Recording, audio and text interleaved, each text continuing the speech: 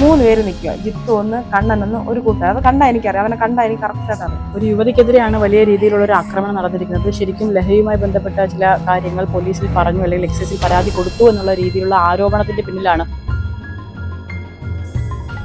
അത് കഴിഞ്ഞ് എൻ്റെ ഭർത്താവ് ഒരു കച്ചവടം കഴിഞ്ഞിട്ട് വന്നപ്പോൾ ഇവിടെ ഇട്ട് ഞങ്ങളെ വണ്ടിയെ അടിച്ചു പിടിച്ചത്. ഞാൻ എന്ത് മക്കളെന്ന് പറഞ്ഞ് ഞാൻ ഓടിപ്പോയപ്പോൾ എനിക്ക് ഭയങ്കര വിഷമമായിരുന്നു. ഒരു പെണ്ണിനെ അടിച്ചിട്ട് അവിടെ ഒരാൾ വന്നില്ല. കൊട്ടാരക്കര മൈലത്ത് ഒരു യുവതിയെ ലഹരി ഉപയോഗവുമായി ബന്ധപ്പെട്ട ചില കാര്യങ്ങൾ എക്സൈസിന് കൈമാറിയെന്ന് ആരോപിച്ച് മർദ്ദിച്ച സംഭവത്തിൽ മറ്റൊരു ഭാഗം വന്നിരിക്കുന്നു. അതായത് ഈ സംഭവത്തിൽ ആ ഒരു സംഭവത്തിൽ പ്രതികളാക്കപ്പെട്ടിരിക്കുന്നവരുടെ കൂടെയാണ് ഞങ്ങളിപ്പോൾ നിൽക്കുന്നത്. അവരുടെ ഭാഗം കേൾക്കാനാണ് ഞങ്ങൾ വന്നിരിക്കുന്നത്.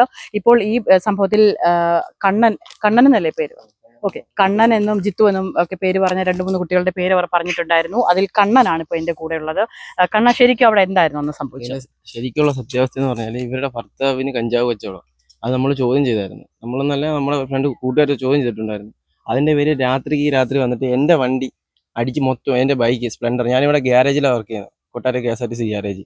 ആ വണ്ടി മൊത്തം രാത്രി വന്ന് മൊത്തം അടിച്ച് നശിപ്പിച്ചു. അതിന് സാക്ഷികളുണ്ട്, നമ്മളതിന് കേസും കൊടുത്തിട്ടുണ്ടായിരുന്നു. ആ കേസ് തിരിച്ചു വിടാൻ വേണ്ടി ഇവർ ചെയ്ത ചില നാടകം എന്ന് പറഞ്ഞാൽ ഇവരുടെ വീട്ടിൽ 2 ക്രിമിനൽസിനെ കൊണ്ടുവരുത്തിട്ടുണ്ട്, 2 പയ്യന്മാർ.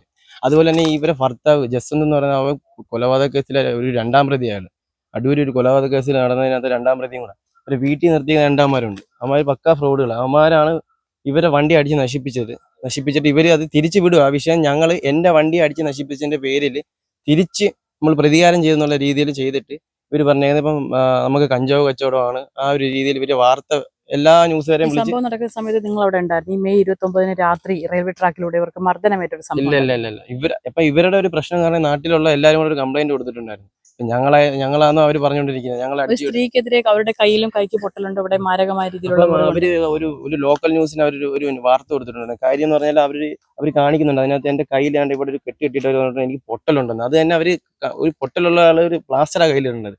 ഇവര് കയ്യിലൊരു ചെറിയൊരു തുണിയും ചുറ്റി വെച്ചിട്ട് അവര് പറയുന്നത് കയ്യിൽ പൊട്ടലുണ്ട്, കാര്യമുണ്ടെന്ന് പറയും. ഇത് നമുക്ക് യാതൊരു ബന്ധമില്ല, നമുക്ക് അറിയുന്ന കാര്യമേ. അപ്പോൾ ഈ ഒരു വിഷയത്തിൽ ഒരു സ്ത്രീയാണ്, അവരുടെ ശരീരത്തിൽ വലിയ രീതിയിലുള്ള മർദ്ദനമേറ്റ പാടുകളുണ്ട്. അതെന്താണ് അതിനെക്കുറിച്ച്? ഇത്രയും കാര്യങ്ങൾ ചെയ്യാന്നുണ്ടെങ്കിൽ അവർക്ക് മർദ്ദനമേറ്റൊന്നും ചെയ്യാം. കാര്യം എന്ന് പറഞ്ഞാൽ ഇവർക്ക് നിരന്തരം ഇവരെ ഭാര്യയും ഭർത്താവും തമ്മിൽ വഴക്കാണ്. ഇവര് തന്നെ ചെയ്തൊരു കാര്യമായിരിക്കും. കാര്യം കൊട്ടാരക്കര സ്റ്റേഷനിൽ തന്നെ ഇവരെ തലയടിച്ച് പൊട്ടിച്ച്, ഇവരെ മുഖം അടിച്ച് പൊട്ടിച്ചു എന്ന് പറഞ്ഞ് ഇവര് കൊണ്ട് കേസ് കൊടുക്കും. ഇവരെ അമ്മയെ എല്ലാവരും കൂടി ചെന്ന് അവനെ ഇറക്കും. ഇത് തന്നെ അവർ വീട്ടിൽ നടക്കുന്ന സംഭവങ്ങൾ തന്നെ. ഇത് നമുക്ക് ഇതിനകത്ത് ഇവർ പറയുന്നത് നമ്മൾ ചെയ്തത്, നമുക്ക് ഇതിനകത്ത് യാതൊരു ഇതുമില്ല, നമുക്ക് അറിയത്തില്ല. പിന്നെ വേണ്ടി വന്ന ഇവിടെ ഈ നാട്ടുകാരെല്ലാം കൂടി പരാതി കൊടുത്തിരുന്നില്ലേ, എല്ലാവരും കൊടുത്തതിന് പേര് ഇവർക്ക് അറിയാം അത് ഇവർക്കൊരു വിഷയമാവുമെന്ന് പറഞ്ഞ് ഇവർ ചെയ്തത് ഇതെല്ലാം മാറ്റി വിടാൻ വേണ്ടി ഇവർ ചെയ്ത കാര്യങ്ങൾ അതല്ല. അത് നമുക്ക് അതിനെപ്പറ്റി ആർക്കും ഒന്നും അറിയുന്ന കാര്യം. ആ യുവതിക്ക് ശരിക്കും ഇത്തരത്തിലൊരു പരിക്ക് ഉണ്ടായത് നിങ്ങൾ മർദ്ദിച്ചിട്ടല്ല എന്നുള്ളതാണ്. ഞാനൊരു കാര്യം പറഞ്ഞോട്ടെ, ഇവര് പറയുന്നുണ്ടല്ലോ അവർക്ക് കൈ അടിച്ച് പൊട്ടലുണ്ടാക്കി എന്ന് പറയുക. അത് തന്നെ അവർ കള്ളവല്ലേ പറഞ്ഞത്. കാര്യം എന്ന് പറഞ്ഞാൽ അവരൊരു ചെറിയ തുണി വെച്ചിട്ട് പറയുന്നത് പൊട്ടലുണ്ടെങ്കിൽ പ്ലാസ്റ്റർ ഇടേണ്ടത്, അത് അതിന്റെ രീതിക്ക് കാര്യം ചെയ്യേണ്ടത്. അപ്പൊ അത് തന്നെ അവർ കള്ളാ പറയുന്നത്. അപ്പൊ മൊത്തത്തിൽ കള്ളമല്ലേ അത് നമ്മൾ പറയുന്നത്. അവരത് ഉണ്ടാക്കിയെടുത്ത കാര്യങ്ങൾ ഈ കേസിന് വഴിതിരിച്ചു വിടാൻ വേണ്ടി ചെയ്യുന്ന കാര്യങ്ങൾ. അപ്പൊ എനിക്ക് ഈ എന്റെ വണ്ടി സംബന്ധമായിട്ടുള്ള കാര്യമായിട്ട് ഞാൻ കൊട്ടാരക്കര സ്റ്റേഷനിൽ പരാതി കൊടുത്ത് നടക്കാതെ SP ഓഫീസിൽ ഞാൻ കൊണ്ട് പരാതി കൊടുത്തിട്ടുണ്ട്. അതിനുശേഷം നാട്ടുകാർ ഇവര് പൊതുശല്യമാണെന്ന് പറഞ്ഞുകൊണ്ട് നാട്ടുകാർ ഒരു പരാതി കൊടുത്തു. ഇതിനെല്ലാം വലിയ രീതിയിലുള്ള ആരോപണങ്ങൾ പറയുന്നുണ്ട്.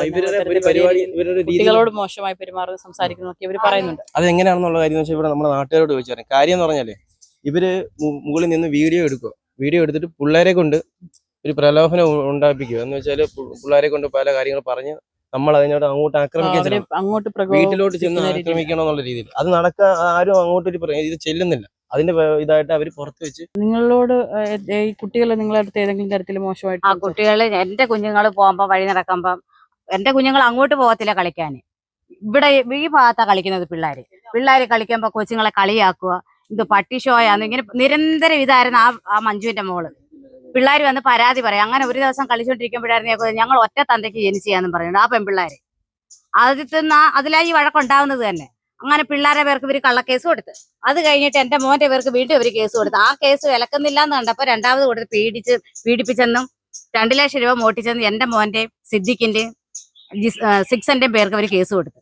അങ്ങനെ അവിടെ ചെന്നപ്പോ അവർക്ക് മനസ്സിലായി ഇവര് ഇത് കള്ളത്തരവാന്നുള്ളത്. അങ്ങനെ അത് കള്ളപ്പരാതിയാന്ന് പറയും പിള്ളേരെ കൊണ്ട് എഴുതി ഒപ്പ് വെച്ച് പറഞ്ഞു വിട്ടിട്ട് ഞങ്ങളോട് പറഞ്ഞു നിങ്ങളൊരു പരാതി കൊടുക്കണം, നാട്ടുകാരുടെ എല്ലാവരും ഒപ്പ് ഇട്ടുകൊണ്ട് വരാൻ പറയും. അങ്ങനെ കൊടുത്തു ഞങ്ങള്. അവിടെ ചെന്നപ്പോ ഇന്നലെ പോലീസ് സ്റ്റേഷൻ ഞങ്ങൾ ചെന്നപ്പോ അവളെ വഴക്ക് പറഞ്ഞു അത്രയും. കാര്യം പറയും ഈ കള്ളത്തരം പറഞ്ഞുകൊണ്ട് എന്തിനാ കേസ് കൊടുക്കുന്നു പറഞ്ഞുകൊണ്ട്. ഇത് അവർ ഭയങ്കര ശല്യം. ആ വാടകക്കാർ വന്നതിന് ശേഷമാണ് ഇത്രയും പ്രശ്നം ഉണ്ടായത് തന്നെ. ഇവർ ഈ ഒരു വിഷയത്തിൽ മഞ്ജു പറയുന്ന ജിത്തുവും കണ്ണനും ഒക്കെയാണ് ഇപ്പൊ നമ്മുടെ കൂടെ ഉള്ളത്. ഇപ്പൊ കൂടെ ഉള്ളത് ജിത്തു ആണ് അല്ലേ? ജിത്തു ശരിക്കും എന്താ സംഭവിച്ചത്? ഇതിൽ സംഭവം എന്ന് വെച്ചാൽ ഞങ്ങള് ഇവിടെ ക്യാരം ബോർഡ് കളിക്കും പിള്ളേരെല്ലാവരും എടുത്തു. അന്നേരം ക്യാരം ബോർഡ് കളിച്ചോണ്ടിരുന്നപ്പം ഇവരവിടെ എന്തോ സംഭവം വഴക്കോ എന്തോ സംഭവം ഉണ്ടായി. അങ്ങനെ അവിടെ വീട്ടിൽ നിൽക്കുന്ന 2 പയ്യന്മാരുണ്ട്. അവര് പാറശാലയിൽ നിന്ന് വന്നതാ. അവര് ഓൾറെഡി അവിടെ ജുവനൈൽ ഹോമിൽ എന്തോ കേസുണ്ടായി. ഇവർ 2 പേരും അവിടെ കിടന്നവരാ. അവരെ ഇവിടെ കൊണ്ടുവന്നിട്ട് നമുക്കതൊരു പൊതുശല്യമാക്കി മാറ്റിയേക്കുക. കാര്യം വെച്ചാൽ അവർക്ക് ഒന്നാമത്തെ കാര്യം 18 വയസ്സില്ല, പ്രായപൂർത്തിയായിട്ടില്ല. ഇവന്മാർ എന്ത് ചെയ്താലും പോലീസുകാർ പിടിക്കത്തില്ലെന്നൊരു ഉറപ്പുണ്ട് ഇവർക്ക്. ഈ സംഭവങ്ങളെല്ലാം ഇവർക്ക് അറിയാമെന്നേ. കൊച്ചു പിള്ളേരെ അവിടെ പ്രൊവോക്ക് ചെയ്യുക. നമ്മളങ്ങോട്ട് ചുമ്മാതെ ഉച്ചയ്ക്ക് ജോലിയും കഴിഞ്ഞ് ചോറ് കഴിക്കാൻ പോകുന്നവര് അപ്പനെ അമ്മ ഇവരെ നമ്മുടെ വീട്ടുകാരല്ല, ഈ നാട്ടിലുള്ള എല്ലാവരും ആൾക്കാർ അങ്ങോട്ട് പോകുമ്പോൾ സംഭവം എന്താണെന്ന് വെച്ച് കഴിഞ്ഞാൽ ഇവര് താഴെ ഇരുത്തി പിള്ളേരെ കൊണ്ട് അതും ഇതും പറയിച്ചിട്ട് മേളിൽ ഇരുന്നുകൊണ്ട് ഇവർ വീഡിയോ എടുക്കുക. ആ ഒരു തെളിവായി ഇവരത് പോലീസുകാർക്ക് ഏറ്റവും കൂടുതൽ കൊടുക്കുന്നത്. പിന്നെ ഇവിടെ അന്ന് ഞങ്ങൾ ഫോൺ പോയ സംഭവം എന്ന് വെച്ച് കഴിഞ്ഞാൽ ഞങ്ങളിവിടെ കളിച്ചോണ്ടിരുന്നപ്പോൾ ഈ 2 പയ്യന്മാര് അവിടെ നിന്ന് വാള് സ്ക്വയർ പൈപ്പ് ആയിട്ട് ഇറങ്ങി ഓടി വന്നു. നമ്മൾ അന്നേരം ഒരു 3-4 പിള്ളേരേ ഉള്ളൂ. ഞങ്ങൾ 2 പേരും ബാക്കി കുറെ കൊച്ചു പിള്ളേരേ ഉള്ളൂ. നമുക്ക് അതിനകത്ത് ബാക്കി ഇവിടുന്ന് മലയാറ്റൂര് പോകുന്നൊരു സംഭവം ഉണ്ട് എല്ലാ കൊല്ലം. അന്ന് പോയതായവര് ഇതിനെ അറിഞ്ഞു വെച്ചോണ്ട് ചെയ്തതാണെന്ന് സംഭവം ഒന്നും അറിയത്തില്ല. നമ്മളുടെ അടുത്തോട്ട് ഓടി വന്നപ്പോൾ അവന്റെ കയ്യിൽ നിന്ന് ഫോണ് മിസ്സായതാ. ഞങ്ങൾ പക്ഷേ അത് പിന്നെ തിരക്കാൻ നിന്നില്ല. കാര്യം വെച്ച് കഴിഞ്ഞാൽ ഇമാര് വന്നിനി വല്ല പിള്ളേരെ നമ്മുടെ കൂടെ വയ്ക്കില്ലേ, നമുക്കത് റിസ്ക് എടുക്കാൻ പറ്റത്തില്ല. ആ ഒരു കാര്യം കൊണ്ട് നമ്മളത് അന്വേഷിക്കാതെ പിറ്റേന്ന് രാവിലെയും പോലീസുകാർ വിളിച്ചില്ല. ആ ഒരു കാര്യങ്ങൾ നടന്നില്ല. അത് കഴിഞ്ഞാൽ 2 ദിവസം കഴിഞ്ഞപ്പോഴാണ് ഈ പോലീസുകാർ ഇതിന്റെ എൻക്വയറി ആയിട്ട് വീട്ടിൽ വന്ന് നമ്മൾ 2 10 മണിക്കല്ലോന്ന് പറഞ്ഞു. പിന്നെ വേറൊരു കാര്യം എന്ന് വെച്ചാൽ ഇവര് വീട്ടിൽ വാടകയ്ക്ക് വന്ന പിള്ളേര് വന്ന അവര് ഇതിനു മുമ്പ് മനുഷ്യാവകാശ കമ്മീഷൻ എന്തോ കേസ് കണ്ടു കൊടുത്തിട്ടുണ്ട്. ആ കേസിന്റെ ഇതില് ഇവർ അന്വേഷിക്കാൻ വന്നപ്പം അവരുടെ അടുത്ത് കയറി കയർത്ത് സംസാരിച്ച് അവരുമായിട്ട് ഒരു രീതിയിൽ സഹകരിക്കത്തില്ല എന്നുള്ള രീതിയിൽ സംസാരിച്ചപ്പോൾ എന്റെ വീട്ടിൽ ഞാൻ അതിന് തൊട്ട് മേളിൽ താമസിക്കുന്നത്. എന്റെ വീട്ടിൽ നിന്നും ഇപ്പുറത്തെ ഓപ്പോസിറ്റ് വീട്ടിൽ നിന്നും അവർ വന്ന് നമ്പർ മേടിച്ചുകൊണ്ട് കാര്യം വെച്ച് കഴിഞ്ഞാൽ അവർക്ക് ഒന്ന് എൻക്വയറി ചെയ്തെന്നുള്ളതിന്റെ ഒരു തെളിവ് വേണമല്ലോ. അതിനുവേണ്ടി കാര്യം വെച്ചാൽ രണ്ടാമത് ഇവര് പരാതി കൊണ്ടുപോയി കൊടുത്തപ്പോൾ മനുഷ്യാവകാശ കമ്മീഷനല്ലേ വരത്തുള്ളൂ. മുഖ്യമന്ത്രിക്ക് പരാതി കൊടുത്താൽ അവിടെ വന്ന അന്വേഷണം വന്നിട്ടല്ലേ ഇങ്ങോട്ട് വരത്തുള്ളൂ. അവർക്കത് ഓൾറെഡി മനസ്സിലായതുകൊണ്ടായിരിക്കാം അതിന്റെ മേളിൽ ഒരു ആക്ഷനും ഉണ്ടായില്ല. അവരിവിടെ വന്നപ്പോഴേ പറഞ്ഞു ഇവര് ഫ്രോഡാ എന്നാ അവരിങ്ങോട്ട് നമ്മളോടാ പറഞ്ഞത്. പിന്നെ വേറൊരു കാര്യം, ഇവിടെ പഠിക്കാൻ പോകുന്ന കൊച്ചു പിള്ളേര് ഇവിടെ ഒരു മനുഷ്യന്റെ അടുത്തും 3 പോലും നോക്കി നമ്മുടെ അടുത്ത് പോലും കാര്യം പറയാത്ത പിള്ളേരെ പഠിത്തം വീട് എന്ന് നടക്കുന്ന പിള്ളേരെയൊക്കെ പേര് അവരെ ആ വാടകയ്ക്ക് താമസിക്കുന്നവരെ വീട്ടിൽ കയറി ചെന്ന് അവരെ മൂത്ത കൊച്ചിനെ കയറി പിടിച്ച് 2 ലക്ഷം രൂപ അടിച്ചോണ്ട് പോയി. ആ പിള്ളേരെ കയ്യിൽ നിന്ന് വീട്ടിൽ നിന്ന് എടുത്തോണ്ട് പോയെന്നല്ല, പിള്ളേരെ കയ്യിൽ നിന്ന് പിടിച്ചു പറിച്ചോണ്ട് പോയത്. ഞാൻ ഒരു കാര്യം കേട്ടോ, ഈ 2 ലക്ഷം രൂപ പിള്ളേർക്ക് എന്താ ആവശ്യത്തിന് അവർ കൈ കൊടുക്കുന്നത്? സംഭവം പറയുമ്പോൾ ഒരു ലോജിക്കുണ്ട്, എല്ലാത്തിനും ഒരു ലോജിക്കുണ്ട്. ചുമ്മാ അങ്ങ് പറയുക. ഇത് ഇവര് സംഭവം വെച്ചാൽ ഇവരിവിടെ താമസിക്കാൻ വന്ന് നമ്മളെല്ലാം ഒതുങ്ങി കൊടുക്കണം. അതായത് ഇവരുടെ സംഭവം. ഇവർക്ക് ഇഷ്ടമുള്ളത് ചെയ്യണം, അതേ ഉള്ളൂ. ഇതിൽ പ്രതിയായിരിക്കുന്ന യുവാവിന്റെ പിതാവും മറ്റുള്ള ബന്ധുക്കളുമാണ് ഇപ്പോൾ കൂടെയുള്ളത്. ഇവർ പറയുന്നത് നമുക്ക് കേൾക്കാം. സർ, ശരിക്കും നിങ്ങൾ പറയുന്നത്, അതായത് ഈ യുവതി പറയുന്നത് പ്രകാരമുള്ള യാതൊരു പ്രശ്നങ്ങളും ഇല്ല എന്നാണോ നിങ്ങൾ പറയുന്നത്? തീർച്ചയായും ഇവിടെ അങ്ങനെ ലഹരിയുടെ പ്രശ്നമോ അല്ലെങ്കിൽ അത് സംബന്ധിച്ചോ ഇവിടെ ലഹളയോ അല്ലെങ്കിൽ ഈ ചുറ്റുപാടുള്ളവരോട് നിങ്ങളൊക്കെ അന്വേഷിക്കാം. ഇവിടെ ഒരുപാട് വീട് 10-30 വീട് ഏറിയയിലും ഉണ്ട്.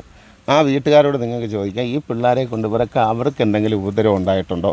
ഏതെങ്കിലും ഒരു വ്യക്തിക്ക് ഒരു മാന്യമായ ജോലി ചെയ്ത് ജീവിക്കുന്നു. പിന്നെ സംഭവ ദിവസം എന്താണ് എന്താ ഉണ്ടായെന്ന് വ്യക്തമായിട്ട് നമുക്കറിയത്തില്ല. പക്ഷേ ഇവർ എക്സൈസിൽ കംപ്ലൈന്റ് ചെയ്യുന്നതൊക്കെ വെറുതെയാണ്. ഇപ്പൊ ന്യൂസിലെ വാർത്തയ്ക്ക് വേണ്ടി മാത്രം അവർ ചെയ്യുന്നത്. എക്സൈസിൽ കംപ്ലൈന്റ് ചെയ്തു എന്ന് ആരോപിക്കുകയാണ്. അവർ കംപ്ലൈന്റ് ചെയ്തിട്ടില്ലല്ലോ. ഇവര് തന്നെയല്ലേ പറയുന്നത്. അവരോട് അത് ആരും ചോദിച്ചില്ല. ഞങ്ങളിവിടെ കൂടി വന്നവരോ അല്ലെങ്കിൽ ആരും ചോദിച്ചിട്ടില്ല. അവർ കംപ്ലൈൻറ്റ് ചെയ്തോ ഒന്നും ചോദിച്ചിട്ടില്ല, ഒന്നുമില്ല. അവർ നിരന്തരമായി ഈ കണ്ണൻ എന്ന വ്യക്തിയെ വഴി കാണുമ്പോൾ തെറി വിളിക്കും. അതാണ് ഇവിടെ സ്ഥിരമായി നടക്കുന്നത് അല്ലേ? നിരവധി പ്രശ്നങ്ങൾ അതുകൊണ്ടാണ് ഇവിടെ നടക്കുന്നത്. സ്ഥിരമായി ചീത്ത വിളിക്കുകയാണ് ഈ പെൺകുട്ടികൾ. ഇന്നലെ ഇവർ കൂടെ പോലീസ് സ്റ്റേഷൻ ഞാനും പോയിരുന്നു, വിളിപ്പിച്ച് അവിടെ പോയിരുന്നു. അവിടുത്തെ ചോദിച്ചാണ് ആ നിൽക്കുന്ന പെൺകുട്ടി. ഞാൻ കയറി വന്നപ്പോൾ ഇവിടെ വന്ന് അവർ ഒന്നിച്ച് എൻ്റെ മുന്നേ അവർ ഇങ്ങോട്ട് കയറി. ഇവിടെ അവിടെ ചെന്നിട്ട് ആ ഒരു 10 വയസ്സ് അല്ലെ 12 വയസ്സ് കാണും. ഒരിക്കലും ഒരു പുരുഷൻ വരുന്ന വഴിയിൽ ആ ഉടുപ്പ് നോക്കി മുഖം തുടയ്ക്കില്ല. അവൾ ഉടുപ്പ് നോക്കി ഇവിടെ വരെ പൊക്കി വെച്ചിട്ടാണ് അവൾ മുഖം തുടങ്ങി. ഞങ്ങൾ കയറിപ്പോകുന്ന സമയത്ത് ഇതാണ് ഇവർ കാണിക്കുന്നത്. അപ്പോൾ എന്തുകൊണ്ട് നമ്മളത് പ്രതികരിക്കുമ്പോൾ അവരെ മൊബൈലെല്ലാം മൊബൈലുണ്ട്.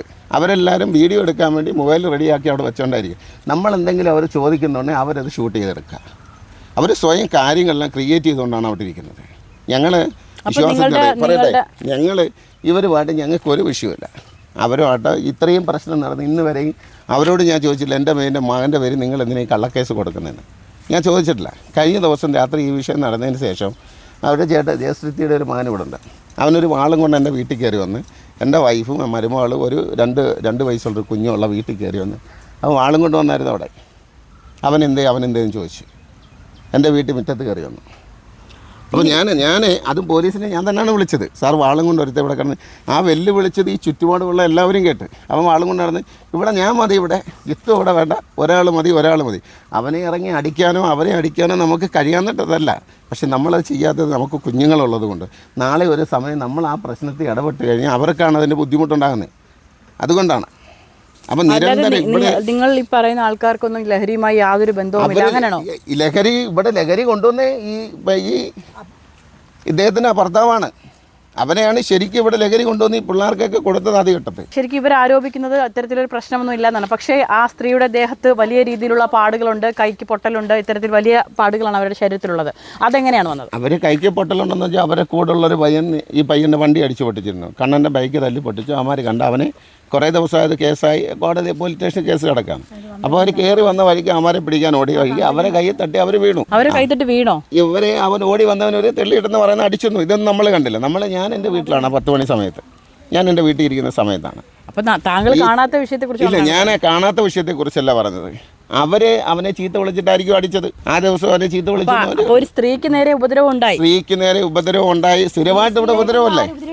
അവരെ ഇവിടെയുള്ള പുരുഷന്മാരൊന്നും ഇവിടെയുള്ള ചെറുപ്പക്കാർ പിള്ളേരൊന്നും അവരെ ഉപദ്രവിക്കാൻ അവരെ വീട്ടിൽ കയറി അല്ലെങ്കിൽ ഒന്നും ചെയ്യുന്നില്ല.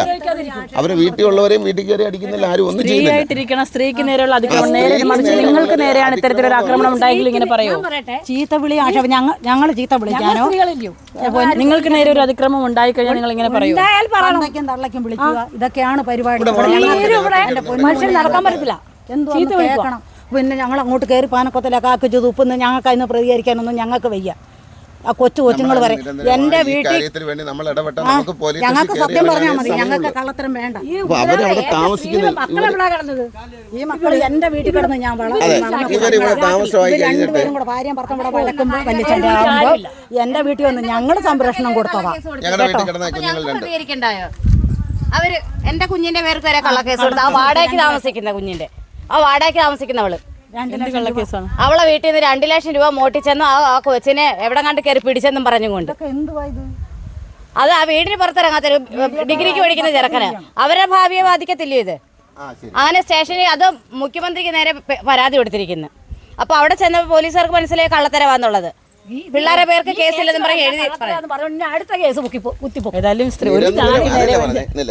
നിരന്തരമായി ഇപ്പൊ 8-7 വട്ടം കേസ് നിരന്തരമായി ഇവിടെയുള്ള പിള്ളേര് ചെറുപ്പക്കാര് ആ ദിവസം പിള്ളേരെ വരയ്ക്ക് കേസ് കൊടുത്ത ദിവസം ജിത്തു കണ്ണനൊന്നും ഈ പരിസരത്ത് പോലും ഇല്ല.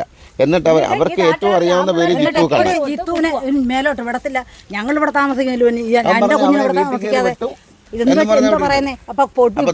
എനിക്ക് പറയാനുള്ളത്, ചാനലുകാർ വരുമ്പോ അവരെ വിളിച്ച് അവരുടെ കാര്യങ്ങൾ മാത്രം നിങ്ങൾ കേൾക്കാതെ അതിന് പരിസരത്തുള്ളവരോട് ചോദിക്കുന്ന നിജസ്ഥിതി എന്താണ്. ഇവിടെ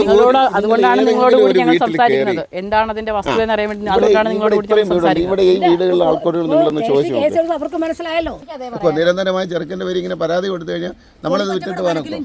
നമ്മൾ ജനിച്ചു വളർന്നതാണ് ഈ നാട്. വർഷങ്ങൾ ഞാനിവിടെ താമസമായിട്ട് 25 വർഷം. അവനിന്ന് ഡ്യൂട്ടി ഇല്ല, ഇന്ന് അവൻ ഉണ്ട് ഇവിടെ.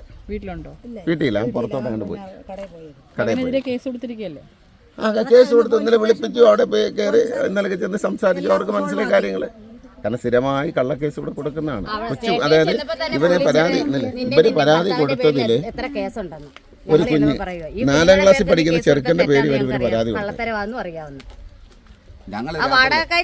സാധാരണ ഞങ്ങൾ രാത്രി ഒരു 9:30 മണിയാകുമ്പോൾ 9 മണിയാകുമ്പോഴത്തേക്ക് ഞങ്ങൾ ഭാര്യയും ഭർത്താവും മാത്രമേ ഉള്ളൂ. മക്കൾ സ്ഥലത്തില്ല.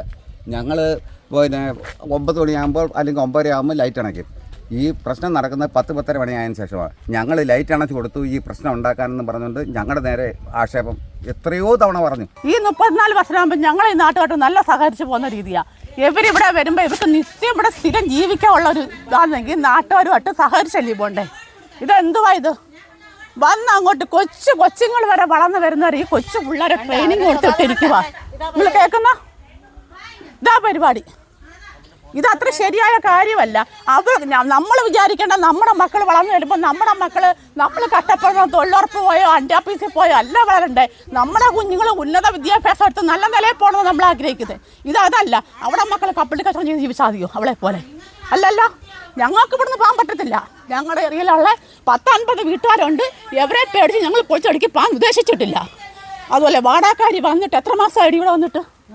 6 മാസം ആനം വെച്ച് ഈ 4 പെൺകുഞ്ഞുങ്ങളോട് ചെയ്ത് കാണിക്കുന്ന വേല എന്തുവാ? അത്ര ശരിയായ കാര്യമൊന്നുമല്ല. ഇത് നിർത്തിയേ പറ്റൂ.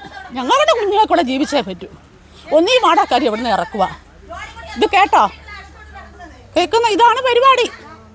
ഇതാ മനുഷ്യന് വഴി നടക്കാൻ പറ്റാതെ ഇതുപോലെ അവിടെ നാശം വിളിക്കുന്നതാണോ ശരി? നിങ്ങളിപ്പോൾ കേട്ടോണ്ടിരിക്കുവാന്നല്ലോ ഇത് ഞങ്ങൾക്ക് വഴക്കോ ഞങ്ങളുടെ പ്രദേശത്തുള്ള ഒരു കുഞ്ഞുങ്ങൾക്ക് അവരുമായിട്ട് യാതൊരു വ്യക്തിവിദ്വേഷവും ഇല്ല, ഒന്നുമില്ല. നാളെ ഇങ്ങനെ ഒക്കത്തില്ല ഇവിടെ. ഞങ്ങൾക്ക് ഇവിടെ ജീവിച്ചു പോയേ പറ്റൂ. അതേ പറ്റൂ. എത്ര കേസായി? ഇതെന്തു ഇപ്പം സത്യത്തിൽ ഇവർക്ക് ഭ്രാന്തങ്ങാണമായിരിക്കും ചിലപ്പോൾ. ഇതെന്തു ഇപ്പം തന്നെ അവരോട് വല്ലതും ചോദിച്ചോ? അവിടെ ചിരിക്കുന്നുണ്ട് പിള്ളേർ. ഇതാണ് അവരുടെ ജോലി, കളിയാക്കി ചിരി. ഏതായാലും ഈ വിഷയത്തിൽ മറുഭാഗത്തുള്ളവരുടെ പ്രതികരണവും നമ്മൾ കേട്ട് കഴിഞ്ഞു. വലിയ രീതിയിലുള്ള ഒരു ചർച്ച ചെയ്യപ്പെടേണ്ട വിഷയം തന്നെയാണിത് ശരിക്കും. അതുകൊണ്ട് തന്നെ ഇവർ രണ്ടുപേരും നിയമത്തിന്റെ സഹായത്തിലേക്ക് പോവുകയാണ്. നിയമം നീതിയൊക്കെ ആരുടെ ഭാഗത്താണെന്നുള്ളത് കണ്ടെത്താൻ സാധിക്കട്ടെ. ക്യാമറമാൻ അരുൺ സാഗറിനോടൊപ്പം ബിലു അനിസൻ, വിസ്മയ ന്യൂസ്.